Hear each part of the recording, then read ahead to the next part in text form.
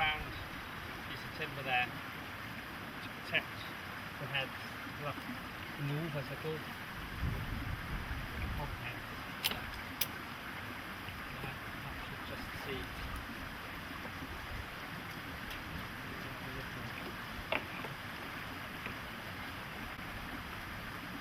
Starting off at 105.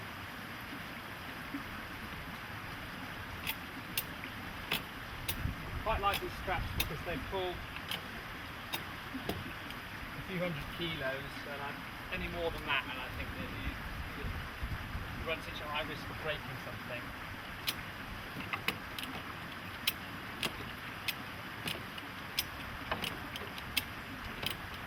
There's really no point in trying any harder than that.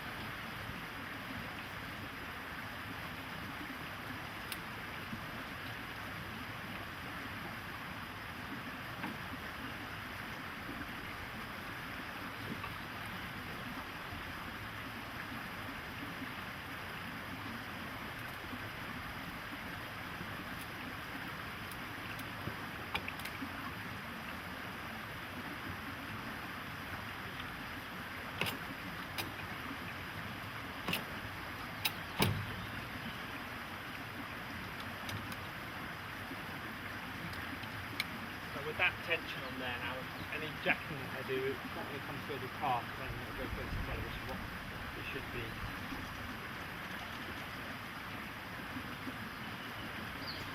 We've got about a centimetre to go here. So with that in place, I can just move the camera. Now I can kind of carry on where I left off in the winter, and that is just doing the fine adjustments of that corner there. I had to stop because of the snow. There's too much snow. It was getting too difficult to jack the house because it was getting too heavy.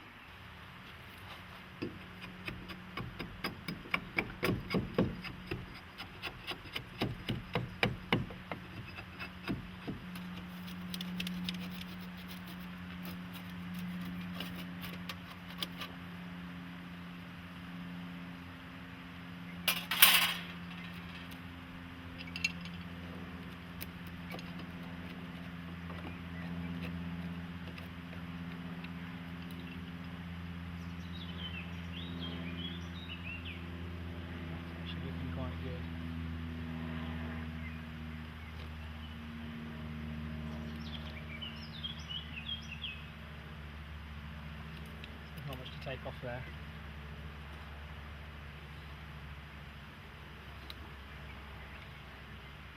So I can't really remember what I did in the spring, in the winter I mean, but it seems quite likely. So I made it very tight so that it would have some adjustment.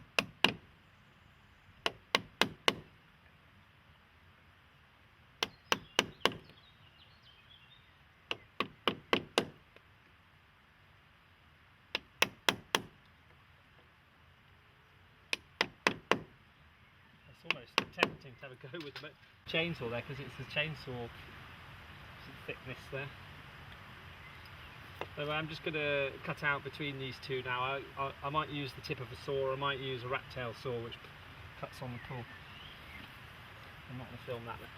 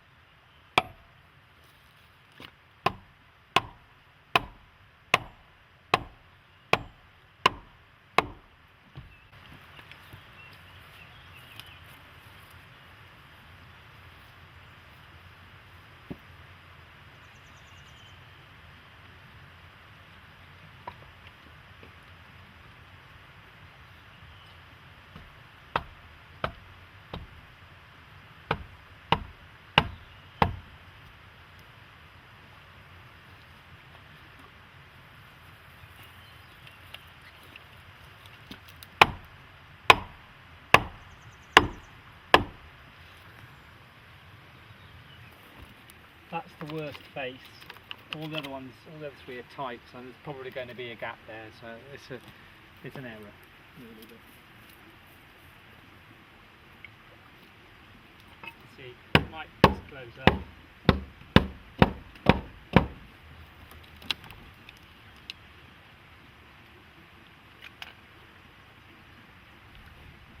Hasn't really tightened up at all there.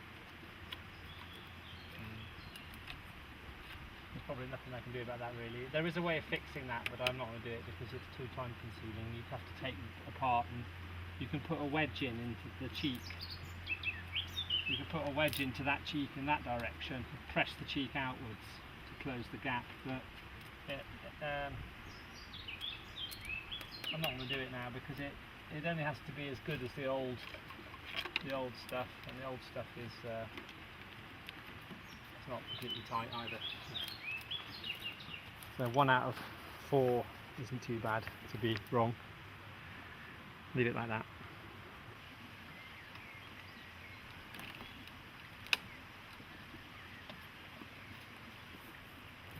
Really most of the weight is on that bit there, not on this. It's quite good actually. I've got a little opening there. It's a bit smaller now than it was. It's not. It's about 4 millimeters now. Well, that might even close up. But I mean, it's all the other faces are tight, so.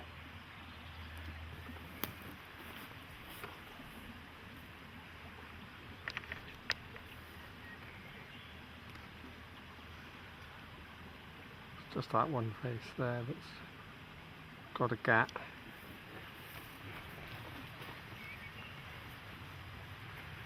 That one's not too bad, that'll tighten up probably. That one's very tight.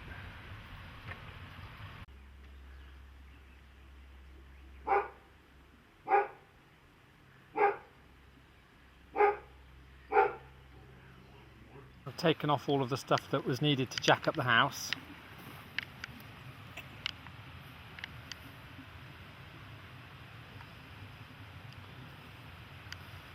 The next job is to dress the heads so they look the same as the other ones. Lufteholder, they're called in Norwegian. It's like the cogging heads, the bits that stick out.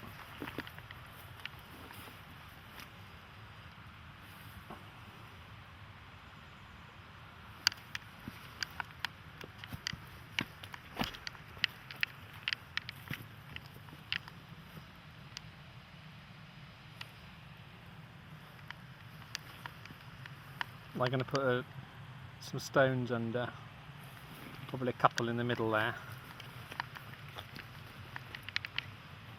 So this is still standing. This is still on a jack at the moment, but it's getting a bit late now, and I've got a bit of backache, so I'll stop for now and do the last bit on Friday.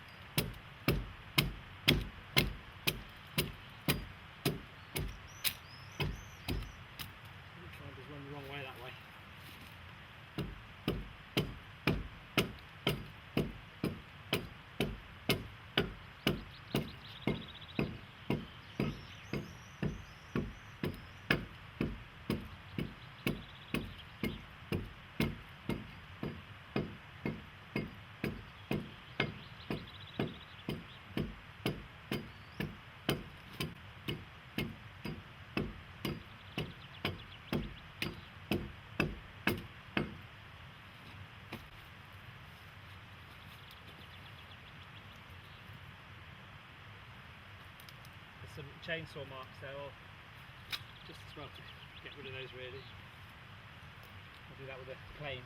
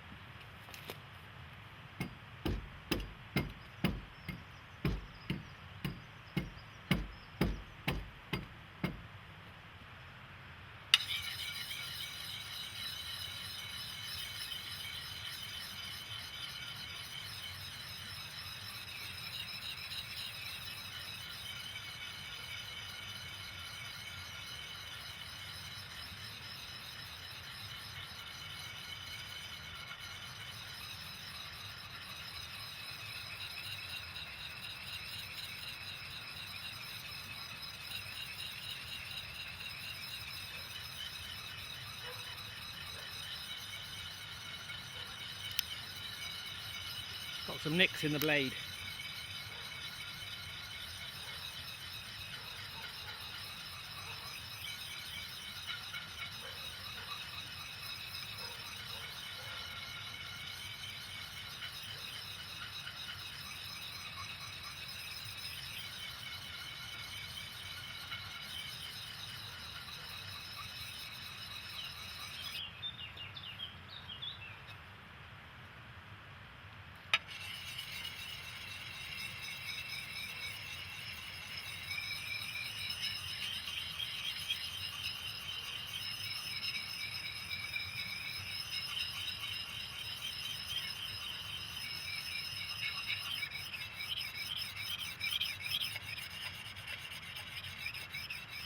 shallower angle on this side.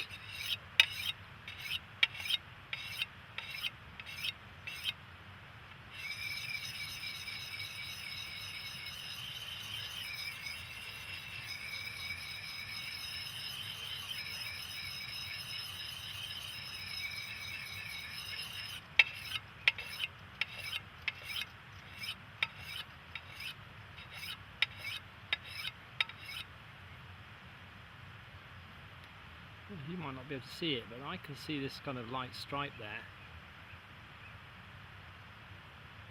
which is easy to see when you do this way than if you do this way. That maybe cuts the metal a little bit faster this way, perhaps.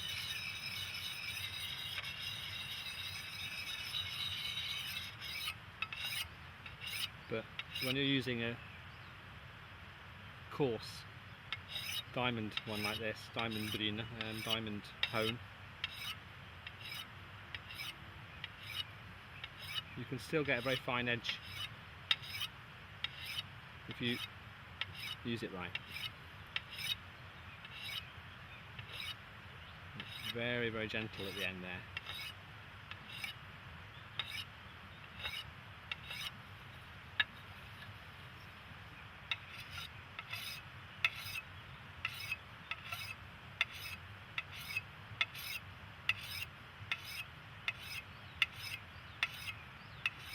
I'm just catching the light until, and then I work my way out towards the edge, closer and closer to the steeper angle, that last bevel there.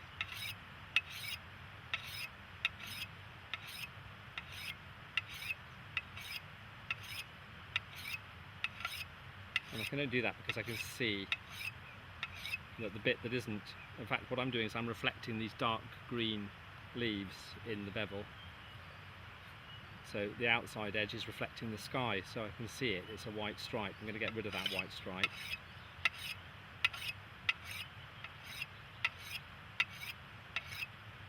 Doesn't matter what colour it is, whether it's dark or light, just depends on what it's reflecting.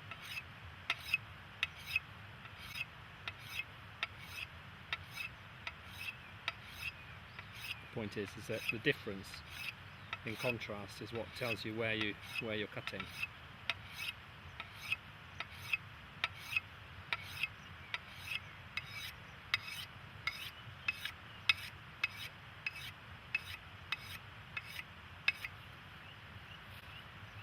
There we go, it's gone now. So I'm right on the edge now.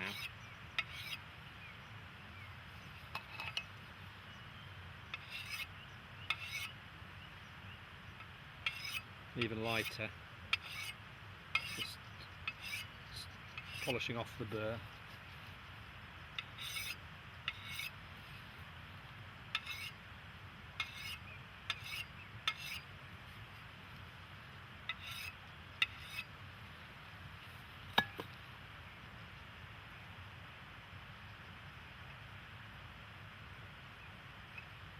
Okay, maybe not razor sharp, but it's sharp enough to cut the hairs off the back of my hand. Dry shaving, so it's not a razor, but it's very sharp.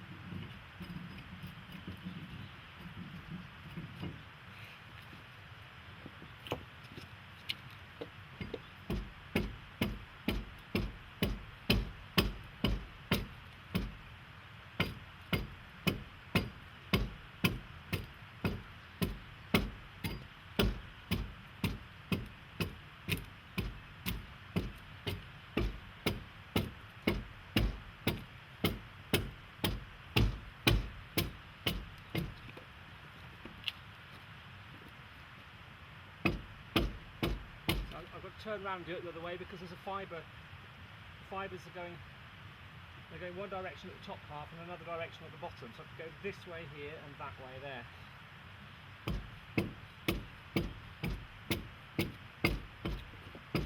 The problem is slightly exaggerated now because in the winter this was fresh and now it's had a chance to dry out a bit. Actually makes it more difficult to hew. So I feel sorry for the people that buy kiln dried hewed timber to hew. Why you would do that, I don't know. Just fakery. But you know, I know the Americans love a bit of fakery, or at least they don't give a shit about whether it's fake or not.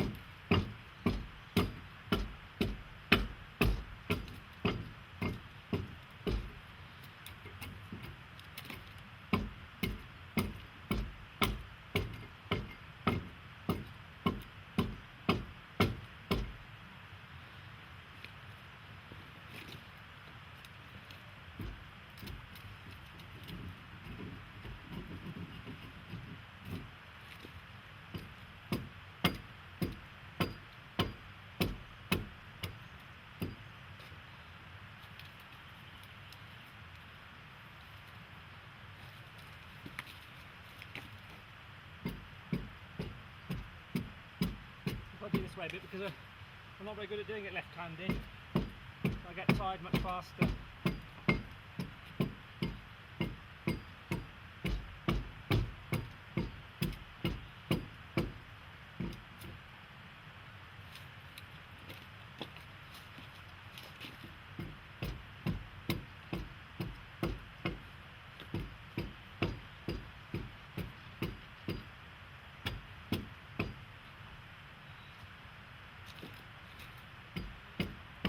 Tricky because that change in direction is so obvious.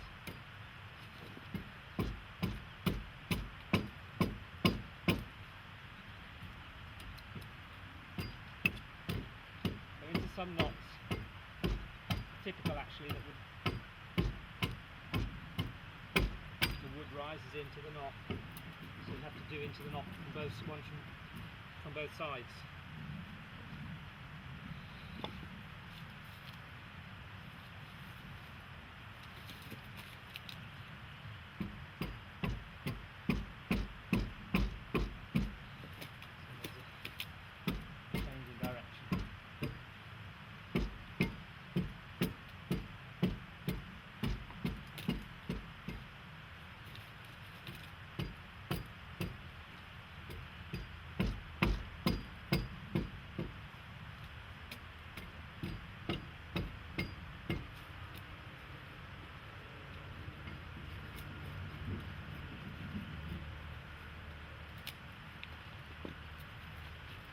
So the reason for doing this bit now and not earlier is because when you're working with the timber it often gets damaged.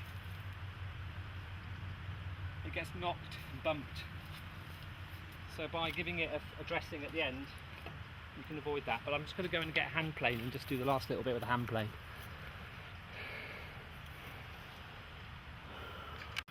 Obviously it's not my intention to get rid of all of the hand marks. What I'm after is something that's pretty similar to what's already here.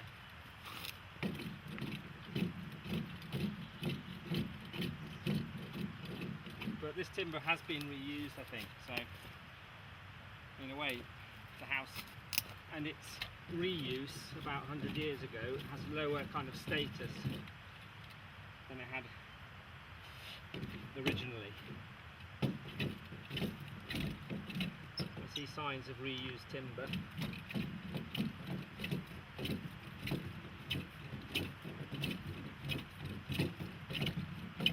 Well, I don't mind. I don't want to completely get rid of all of the chainsaw marks because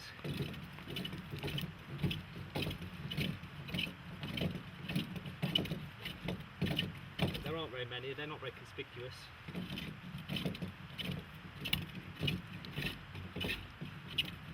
But they do kind of show a little bit of how it's built.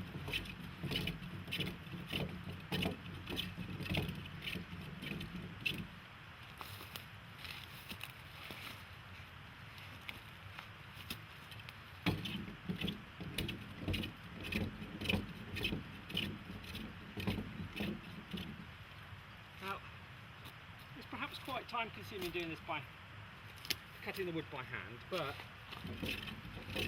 it's not very time consuming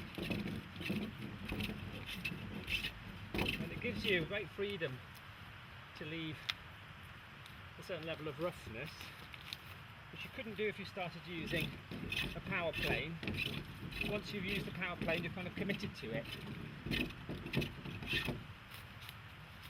because it's the contrast between the bits that are highly finished and the bits that are very rough. It's too big. But with this system you kind of get a quite neat surface, but at the same time it's not at all neat, you know, it's got lots of marks in it.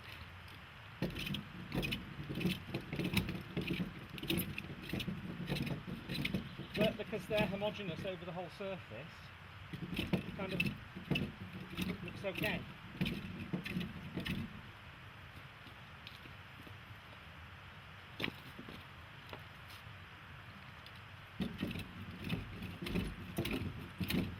Difficult to say how rough it was when the house was built originally because the paint on here has come on much later. So this building would have stood for a very, very long time without any treatment, no paint on it. So all of these loose fibres just fall off. So the finish actually looks better on this wood than it would have done when it was new.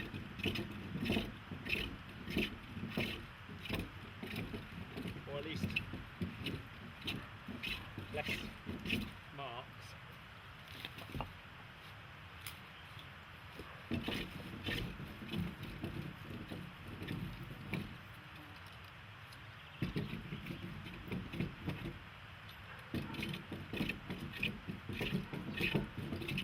The only bad thing about it is it's quite hard work.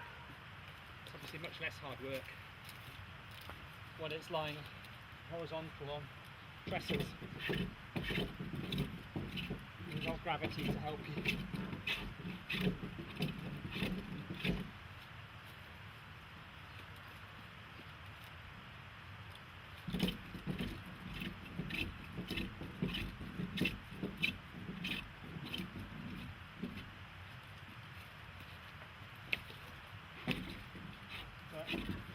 only 5 metres.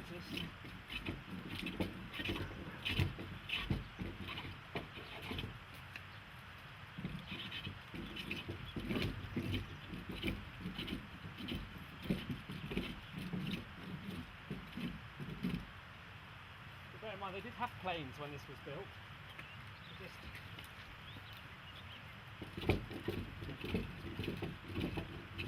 They wouldn't have used it on a farm building, that's all.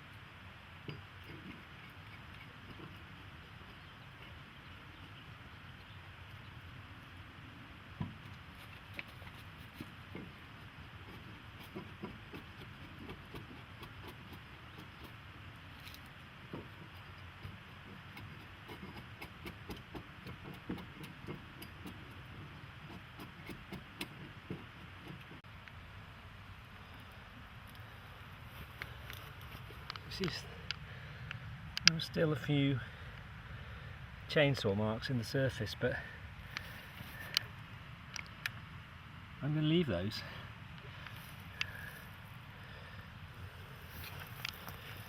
Try and do a tracking shot. This is going to be wobbly probably.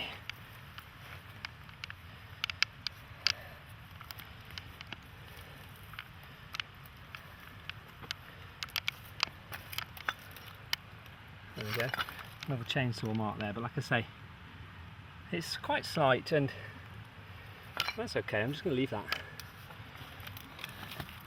I did try and take them away into the corner here because it's maybe a focal point where people look more carefully. Which might sound like I'm doing it just because I want it to look good, but that's really it's actually more complicated than that, or at least it's deeper than that, because actually what I'm trying to do is mimic the way people did things in the past. And workers have been very, very, very keen that things look good where you can see them. So it's kind of historically correct to make the focal points of a building look good. And it's actually historically incorrect to copy things and make the bits that are not seen look good. You know, that comes much later, you know, I don't know, furniture makers and people who are just OCD about it, I don't know. So those other ones, they're good enough, so I'm going to leave those. So just the rest left. Put some stones in, but I've got help coming tomorrow and the next day, so I might wait until then. Okay. So I left these bits, like a little bit of explanation, I left these bits long when I made them on purpose because I wanted to be able to bang them about, jack them up, let them down. And so I've got a hole there, that was to put a bar in to twist it because it's slightly spiral, left spiral in that piece of timber. But that was what was at the depot, so I just had to use that. This piece on the other hand was actually it was actually felled specially for this from from a marshy kind of, or a bit where, yeah, a marshy bit really.